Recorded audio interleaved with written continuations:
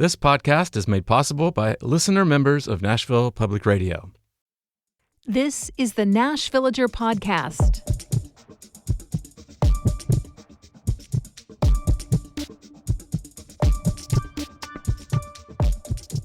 It's March 27th, 2025.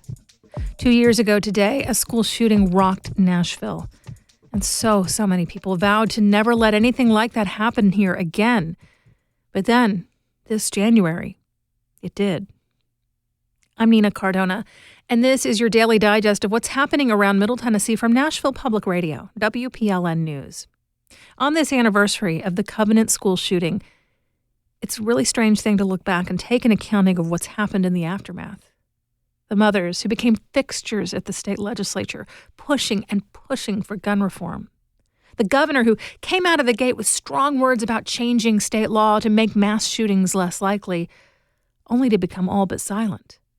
The legislators who balked at a special session on gun safety, then somehow managed to both make the session last longer than expected and used that time to barely change a thing. Oh, and that was after the state house attempted to get rid of the Tennessee Three, the lawmakers who led a chant for gun reform on the House floor. The long, drawn-out battle over who can see things, the assailant wrote. Attempts to harden school security. A report in early January showing that 1 out of every 4 kids who dies in Tennessee is killed with a bullet. And then, days later, another tragedy, this time at Antioch High School. A student with a firearm, wielding it in the cafeteria, shooting at his classmates. And because the gun-sensing technology that was supposed to be a solution didn't work, another kind of tech wheeled into place with plans to roll out to more schools. Another legislative session. Again, no real willingness to talk about how we deal with guns. Focus instead on getting into the head of the assailant. But of course, the most important accounting of all, the one that can get lost in the shuffle, is the number of people we've been without because they were killed. Murdered. And so once again, let's remember their names. Evelyn Deekhouse, William Kinney, Hallie Scruggs, Mike Hill, Cynthia Peak, Catherine Kuntz.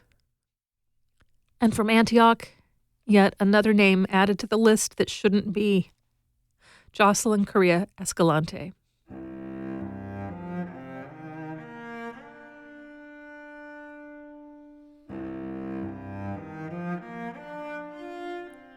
In just a few minutes, in a Kentucky community not far from Nashville, another group of people are grappling with a far too early death, lost to a particularly manipulative form of online extortion. That's coming up after the newscast.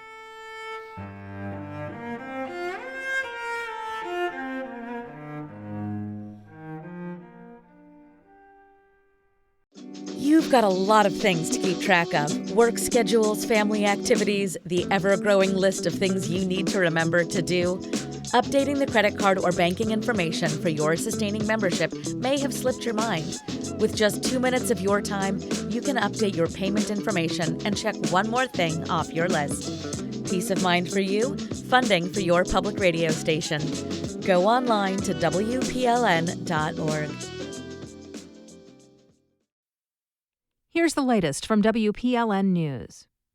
A Tennessee challenge to federal education rights for students without legal status is one step closer to passage, despite mounting pressure from protesters and faith leaders. WPLN's Miriam reports on the atmosphere inside the committee room as the House advanced a measure to deny education to undocumented students. The committee convened for a special meeting to take up the legislation, sponsored by House Majority Leader William Lamberth. Every step of the bill's progress through the legislature has been met with protest, and spectators were warned at the start of the hearing not to disrupt it. Still, the crowd couldn't be ignored, particularly after this exchange between Lamberth and Democratic Representative Sam McKenzie. So we're going to punish the child by not allowing them to go to school. It's really surprising because when I look back in history and I think about the things that have happened, should we punish you for the things that your family did?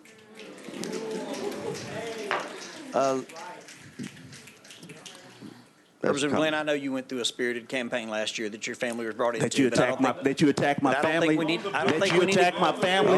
we need to go there. You attacked my family, so let's go. Lawmakers ultimately advanced the bill, putting it one step closer to the House floor.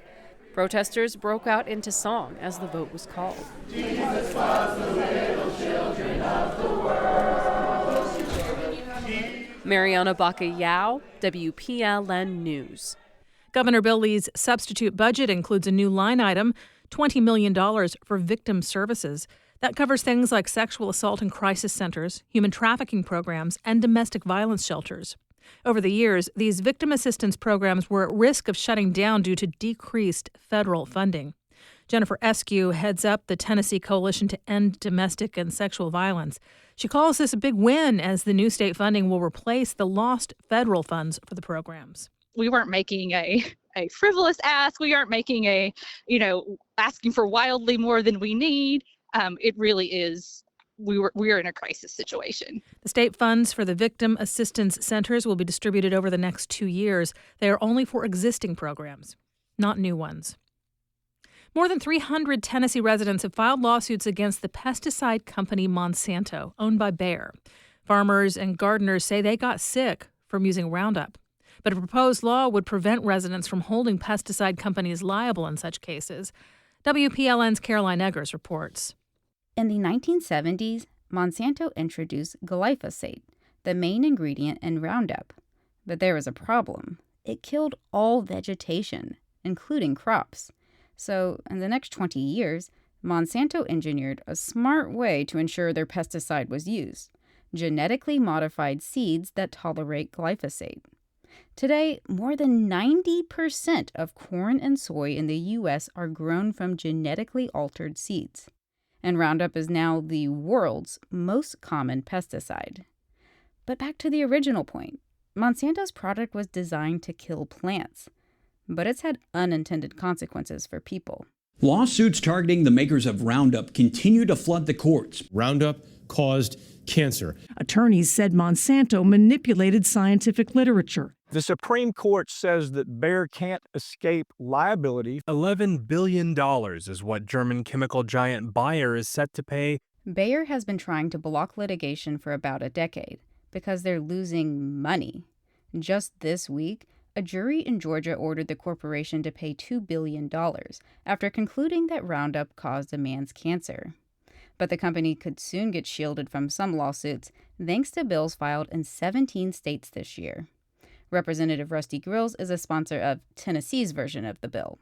He says he wants to protect farmers' use of Roundup, so that you can move forward and make money, make a living, and provide a safe food for the world. But the only thing the bill does is protect pesticide companies from civil action lawsuits. Tiffany Carpenter is an attorney from West Tennessee who litigates these types of cases. This bill takes away your rights when the pesticide label is a lie and it makes you sick or destroys your fields. Bayer knows this. They are betting that you don't. Tennessee's bill has now passed a few committees. Caroline Eggers, WPLN News. The Covenant School is commemorating a sad anniversary today. 2 years ago, an armed assailant killed 3 elementary school students and 3 staff members at the school. Officials at the private Christian school issued a statement expressing both grief and hope, guided by their faith.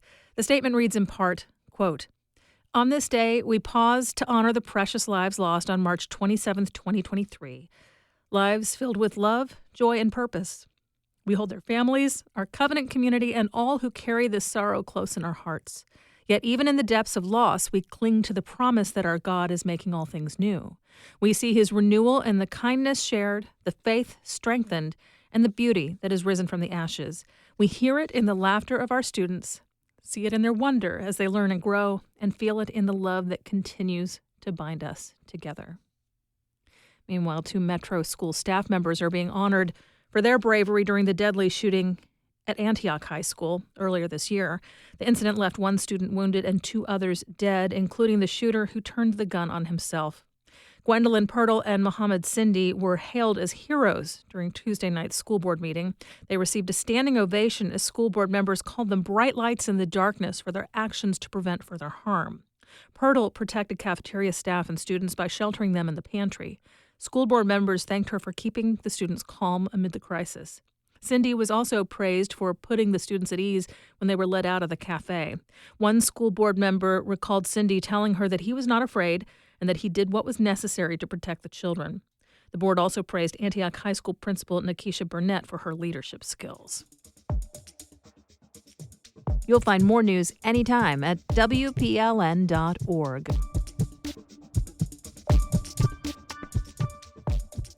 A southern Kentucky community is grieving the unthinkable. Local teenager Eli Heacock died of a self-inflicted gunshot wound last month, and investigators are looking into what role an online extortion scheme played in his death. Lisa Autry with member station WKYU spoke with those closest to him and brings us this report and a warning that this story contains discussions of suicide and sensitive sexual subject matter.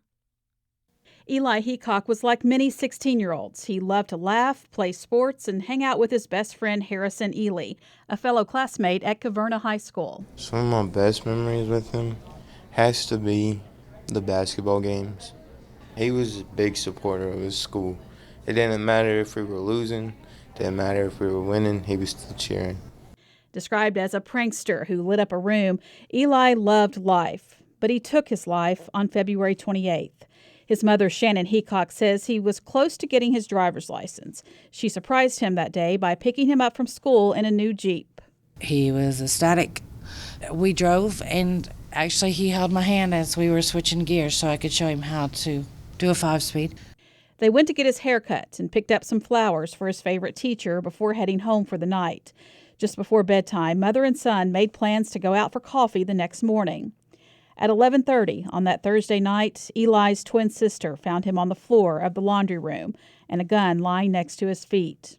His dad, John Burnett, said Eli was not a depressed kid. He wasn't upset. He wasn't angry. There was no breakup with a girlfriend. Even the cops told us he was a well-adjusted young man. He had his driver's license he was looking forward to. He had tennis. He had track. He was excited about all these things. So the question was, why? Investigators made a shocking revelation. During a search of Eli's phone, AI-generated images used to extort the young man were discovered. The offender created the images, some sexually explicit, and sent them to Eli. They then threatened to release the pictures unless he sent them $3,000. His best friend Harrison recalls Eli texting him that night and asking to borrow money. Which I didn't know what it was about, but I only had $8 on my Cash App at the time. I didn't think nothing of it. I fell asleep and I woke up and I checked my phone, and the last message I got from him was, "I love you so much." And that kind of still hits me hard. Eli sent $50 to the perpetrator, who said that wasn't enough. There's never enough money that could be sent for this to stop. So our kids are suffering mentally, and it's continuous and tragically linked to self-harm. Lieutenant Mike Bowling is commander of the Kentucky State Police Electronic Crime Branch, which has seen a rise in AI or deepfake exploitation. The National Center for Missing and Exploited Children received more than 26,000 reports of financial sextortion in 2023, up from just over 10,000 reports the previous year. Kentucky Governor Andy Beshear signed a bill into law this month making sextortion a felony. It also mandates education about sextortion in schools and in law enforcement agencies. But to all the parents, watch what your kids do online. They might not like it, but you provide a level of protection that's so necessary in today's world. Eli's parents are now committed to helping other families avoid the same tragedy. There's things that can be done when you're put in this situation. Had Eli known that, maybe he wouldn't have been under so much pressure. Whoever did this, they picked the wrong child because they picked the mama that's not gonna back down. The FBI continues to investigate. The family hopes the exploiter will be caught and charged with murder.